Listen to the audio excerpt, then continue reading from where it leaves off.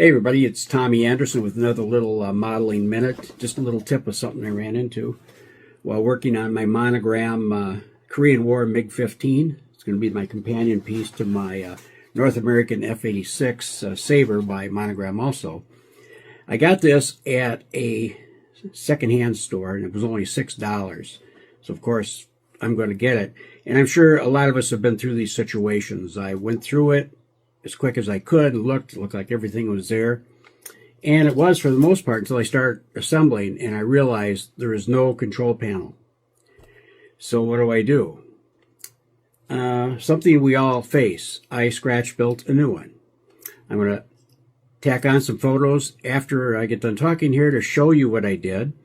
I created a new one out of styrene. It fit perfect, and I took a picture of an actual instrument panel on an F-15. I made it the right size of the control panel and printed it as a decal, and now I have that as the instrument panel. So just take a look and let me know in the comments what you think. Please like, share, and subscribe to my channel. Everybody have a great day. Well, this here is one of the frustrating parts of buying a as-is kit from a antique shop.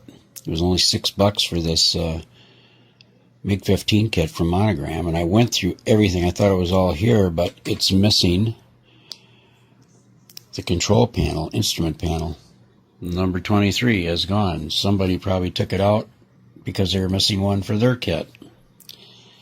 And, you know, it's just kind of infuriating, but what I'll have to do, and I've done this with some other parts, that when I can do it, is I will have to scratch build it or jury rig it or somehow to make one to go in there. It's not that visible, but you still need something there. So let's see what I can do. Well, I've got these styrene sheets from Evergreen, which I find are very handy. They come in all different sizes. I've used different ones to scratch build certain parts that I've missed. So let's see how I can do on this control panel.